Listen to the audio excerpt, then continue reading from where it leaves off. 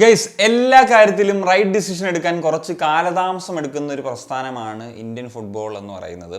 പ്രത്യേകിച്ച് ഇപ്പം നമ്മുടെ ലീഗിൻ്റെ കാര്യം എടുക്കാം, ISLൻ്റെ കാര്യമൊക്കെ തന്നെ എടുക്കാം. എല്ലാം പയ്യെയാണ് ഇംപ്ലിമെൻ്റ് ചെയ്ത് തുടങ്ങുന്നത്.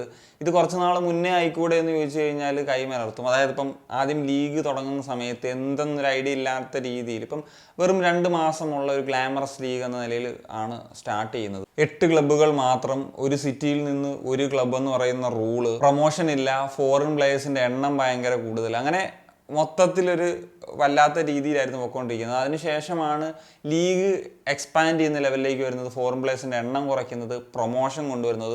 എന്നാൽ ഇനിയും ഒരുപാട് മാറ്റങ്ങൾ വരേണ്ട ഒരു സാഹചര്യമുണ്ട്. അതായത് പ്രൊമോഷൻ വന്നു, പക്ഷേ റെലഗേഷൻ എന്ന് വരുമെന്ന് പറയുന്നൊരു ചോദ്യം അവിടെ നിലനിൽക്കുന്നു. അതുപോലെ നമ്പർ ഓഫ് ക്ലബ്സിൻ്റെ എണ്ണം കൂട്ടുക എന്ന് പറയുന്നൊരു അനിവാര്യത അവിടെ നിൽക്കുന്നു. അതുപോലെ സാലറി ക്യാപ്പിൽ കൃത്യത വരുത്തുക എന്ന് പറയുന്നത്, ഇപ്പോൾ സാലറി ക്യാപ്പ് ഉണ്ടെങ്കിലും അത് വളരെ സ്ട്രിക്റ്റ് ആകുക എന്ന് പറയുന്നൊരു ഫാക്ടർ ഇപ്പോഴും ഇന്ത്യൻ ഫുട്ബോളിൽ അല്ലെങ്കിൽ ISL ഇല്ല എന്നുള്ളതാണ്. ഞാൻ ഇന്നിപ്പോൾ ഒരു ന്യൂസ് കണ്ടതാണ്. ഇപ്പം ഓസ്ട്രേലിയൻ A ലീഗിൽ സാലറി ക്യാപ്പ് എന്ന് പറയുന്ന പരിപാടി ഒരു സ്ട്രിക്റ്റ് ആക്കാൻ പോകുന്ന രീതിയിലേക്ക് വരുന്നു. അതായത് ക്ലബ്ബുകൾക്കാണെങ്കിലും ലീഗിനാണെങ്കിലും സസ്റ്റൈനബിൾ ആയിട്ട് മുന്നോട്ട് പോകാൻ സാധിക്കണം. അതല്ലാണ്ട് ഇങ്ങനെ ഓവറായിട്ട് സ്പെൻഡ് ചെയ്തിട്ട് നഷ്ടം വന്ന് ക്ലബ്ബുകൾ അടച്ചു പൂട്ടുന്ന സാഹചര്യത്തിലേക്ക് പോയിട്ട് എന്താണ് ഒരു ഉള്ളത്?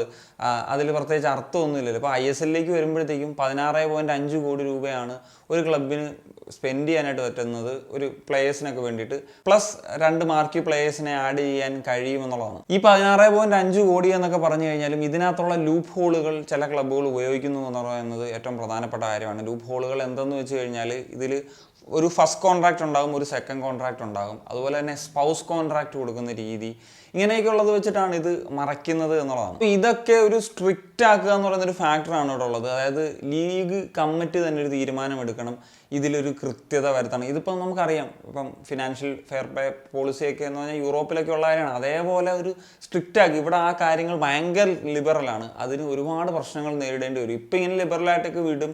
അപ്പോൾ ലീഗുകാർ ചിന്തിക്കുന്നത് നല്ല പ്ലേയേഴ്സ് വരുന്നില്ല, ക്ലബ്ബ് വലുതാകുന്നില്ല, പ്ലേയേഴ്സിന് ശമ്പളം കിട്ടുന്നില്ല എന്നൊക്കെയുള്ളതാണ് ചിന്തിക്കുന്നത്. പക്ഷേ ഒരു ലോങ് ടേമിൽ നോക്കുമ്പോഴത്തേക്കും ലീഗിനും ക്ലബിനും ഇത് അത്ര നല്ലതല്ല എന്നുള്ളതാണ്. സോ ഇങ്ങനത്തെയൊക്കെ സാഹചര്യത്തിലാണ് ക്ലബ്ബുകൾ റീലൊക്കേറ്റ് ചെയ്യുന്നതും അല്ലെങ്കിൽ ഷട്ട് ഡൗൺ ചെയ്യുന്ന സാഹചര്യമൊക്കെ വരുന്നത്. അതൊക്കെ ISL തന്നെ നടന്നുകൊണ്ടിരുന്നിട്ടും ഇവർക്കൊന്നും ഇത് മനസ്സിലാകുന്നില്ല എന്ന് പറയുന്നതാണ് ഒരു ഫാക്ടർ. ഇപ്പം സാലറി ക്യാപ്പിൻ്റെ ഒരു ഇമ്പോർട്ടൻസ് എന്തെന്ന് വെച്ച് കഴിഞ്ഞാൽ, ഒന്നാമത്തെ കാര്യം ലീഗ് കോമ്പറ്റീറ്റീവ് ആക്കുക എന്ന് പറയുന്നൊരു കാര്യമായിരുന്നു ആദ്യം. കാരണം പുതുതായിട്ട് ക്ലബ്ബുകൾ വരുമ്പോഴത്തേക്കും കോമ്പറ്റീറ്റീവ് ആയിട്ട് എല്ലാവരും ഒരേപോലെ പോവുക എന്ന് പറയുന്ന ഫാക്ടറാണ്. രണ്ടാമത്തെ കാര്യം എന്ന് വെച്ച് കഴിഞ്ഞാൽ ഇപ്പോഴും ക്ലബ്ബുകളൊക്കെ ലോസസിലാണ് പോകുന്നത്. അപ്പം ആ ലോസ് ഒരു ഹ്യൂജ് ആയിട്ട് മാറാതിരിക്കാനായിട്ട് ഈ പറഞ്ഞ സാലറി ക്യാപ്പ് എന്ന് പറയുന്നൊരു ഫാക്ടർ വളരെ ഇമ്പോർട്ടൻ്റ് ആണെന്ന് പറയുന്നത്. അപ്പം ഇത് ഇപ്പം ചില 1, 2, 3 ക്ലബ്ബുകളൊക്കെ ആയിരിക്കും വയലേറ്റ് ചെയ്യുന്നത്, അവരതിൻ്റെ ലൂപ്പ് ഹോൾ കണ്ടെത്തുന്നത്. അങ്ങനെ വരുന്ന സാഹചര്യത്തിൽ ആ ക്ലബ്ബുകളിലേക്ക് മറ്റ് പ്ലേയേഴ്സ് പോകുമ്പോഴത്തേക്കും മറ്റ് ക്ലബ്ബുകൾക്ക് അതൊരു ബുദ്ധിമുട്ടാകുന്ന സാഹചര്യം വരും. അപ്പോൾ അവരും ഈ ഒരു കാര്യങ്ങളൊക്കെ ചെയ്യേണ്ടി വരുമെന്നുള്ളതാണ്. കാരണം അവർക്കും ലീഗിൽ പിടിച്ചു നിൽക്കണം, അവരുടെ ഫാൻസിന് ഹാപ്പി ആക്കണം എന്ന് പറയുന്ന ഫാക്ടറൊക്കെ അവിടെ ഉണ്ട്. അപ്പം ചിലവരെങ്കിലും ഇപ്പോൾ ചിന്തിക്കാം, അതുകൊണ്ടാണല്ലേ ബ്ലാസ്റ്റേഴ്സ് അങ്ങനെ കാര്യമായിട്ട് സ്പെൻഡ് ചെയ്യാത്തത്, മോഹൻ ബഗാനോ മറ്റുള്ള ക്ലബ്ബുകളൊക്കെ ചെയ്യുന്ന പോലെ.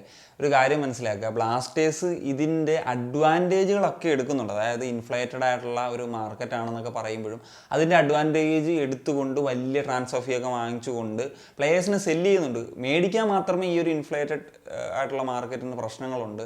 ഇൻകമിങ്ങിനേ ഉള്ള പ്രശ്നം, ഔട്ട് ഗോയിങ് യാതൊരു വിധത്തിലുള്ള പ്രശ്നമില്ല. അതുകൊണ്ടാണ് നമ്മൾ ബ്ലാസ്റ്റേഴ്സിൻ്റെ കാര്യത്തിൽ അത് സംസാരിക്കുന്നത്. ഇനി എന്ത് ചെയ്യാൻ പറ്റുമെന്ന് വെച്ച് കഴിഞ്ഞാൽ, എൻ്റെ ഒരു പേഴ്സണൽ ഒപ്പീനിയൻ, ഒന്നെങ്കിൽ ഈ പറഞ്ഞ ഈ ഒരു സാലറി ക്യാപ്പ് എന്ന് പറയുന്ന കാര്യത്തിൽ വളരെ സ്ട്രിക്റ്റ് ആക്കും. നിലവിലുള്ള പോളിസി തന്നെ ആണെങ്കിലും മതി, 16.5 കോടി പ്ലസ് 2 മാർക്ക് എന്ന് പറയുന്ന ഒരു രീതി വളരെ സ്ട്രിക്റ്റ് ആക്കുക.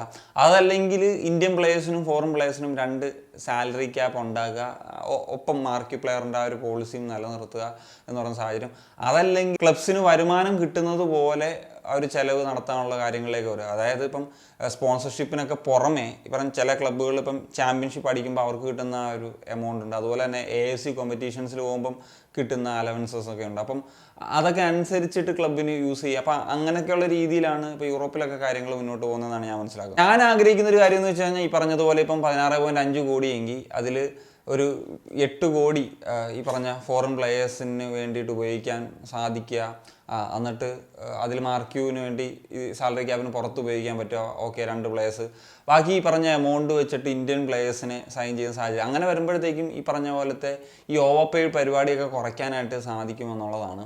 പറഞ്ഞാൽ അത് സ്ട്രിക്റ്റ് ആക്കണം. ഈ ലീഗ് തന്നെ ഒരു കമ്മിറ്റി വെച്ചിട്ട് ഇതിൽ പരിശോധനകൾ നടത്തിയിട്ട് ഇങ്ങനെ എന്തെങ്കിലും ലൂപ്പ് ഹോൾസ് ഉപയോഗിക്കുന്നുണ്ടോ എന്നൊക്കെ നോക്കിയിട്ട് അത് സ്ട്രിക്റ്റ് ആക്കണം. അപ്പോഴത്തേക്ക് ഈ ഓവർ പെയ്ഡ് എന്ന് പറയുന്ന പരിപാടി കുറയുമ്പോൾ തന്നെ പല പ്ലേയേഴ്സും നല്ല ലീഗ്സിലേക്ക് പോകാനും അത് ഇന്ത്യൻ ഫുട്ബോളിന് ഗുണകരമാകുന്ന രീതിയിലേക്ക് വരും. അതുപോലെ തന്നെ അങ്ങനെ പോകുന്ന സാഹചര്യത്തിൽ ക്ലബ്ബുകൾ തന്നെ ഈ പറഞ്ഞ പോലെ യൂത്തിനെ പ്രൊമോട്ട് ചെയ്യാൻ കൂടുതൽ ഇനിഷ്യേറ്റീവ് എടുക്കും. അപ്പോൾ അങ്ങനത്തെ കൂടുതൽ പ്ലേയേഴ്സ്, ടാലൻറ്റഡ് ആയിട്ടുള്ള പ്ലേയേഴ്സ് വരും, അവർക്ക് പറഞ്ഞ പോലെ മറ്റു ഓപ്പർച്യൂണിറ്റീസ് തേടി വരാം. അപ്പം ഈ പറഞ്ഞ പ്ലേയേഴ്സിൻ്റെ ഒരു പൂള് വലുതാകും. അത് ഇന്ത്യൻ ഫുട്ബോളിന് ഗുണം ചെയ്യും, നാഷണൽ ടീമിന് ഗുണം ചെയ്യും. നാഷണൽ ടീമിന് ഗുണം ചെയ്താലേ ഈ പറഞ്ഞ ലീഗിനും അതുപോലെ ഇന്ത്യൻ ഫുട്ബോളിനും ഒക്കെ മൊത്തത്തിലൊരു ഗുണകരമാകുന്ന രീതിയിലേക്ക് ഫുട്ബോളിനൊരു പോപ്പുലർ ഗെയിം എന്ന ലെവലിലേക്കൊക്കെ കൊണ്ടുവരാനായിട്ട് സാധിക്കത്തുള്ളൂ. അപ്പം ഇതൊക്കെ എന്തുകൊണ്ട് ഈ പറഞ്ഞ ഫെഡറേഷനോ അല്ലെങ്കിൽ ലീഗ് അതോറിറ്റീസോ ഒന്നും മനസ്സിലാക്കുന്നില്ല എന്ന് പറയുന്നത് ഒരു ചോദ്യം തന്നെയാണ് എന്നുള്ളതാണ്. പ്രത്യേകിച്ച് ഇന്ത്യയിൽ ഇപ്പം നാഷണൽ ടീമിൻ്റെയൊക്കെ പെർഫോമൻസ് എന്ന് വെച്ച് കഴിഞ്ഞാൽ വളരെ ഇമ്പോർട്ടൻ്റ് ആണ്. അത് നമ്മൾ മറ്റ് ഗെയിംസിൻ്റെയൊക്കെ കാര്യത്തിലൂടെ കണ്ടിട്ടുള്ളതാണ്. നേഷൻ പെർഫോം ചെയ്യുന്നൊരു സാഹചര്യത്തിലേക്ക് വരുമ്പോഴാണ് അതിന് കൂടുതൽ അറ്റൻഷൻ എന്ന് പറയുന്നത്. അപ്പം അതുകൊണ്ട് തന്നെ ഇപ്പോൾ ഇന്ത്യയുടെ ഫുട്ബോൾ ടീമിൻ്റെ, ദേശീയ ടീമിൻ്റെ പെർഫോമൻസും വളരെ ക്രൂഷ്യലാണ് എന്നുള്ളതാണ്. So that's it guys. അപ്പോൾ ഈ വിഷയങ്ങളൊക്കെയാണ് നിങ്ങളുമായിട്ട് സംസാരിക്കാനുള്ളത്. അപ്പം എന്താണ് നിങ്ങളുടെ ഒപ്പീനിയൻ? തീർച്ചയായിട്ടും കമ്പോസ് ചെയ്യാൻ ഒരു കൺഷൻ സനിയ.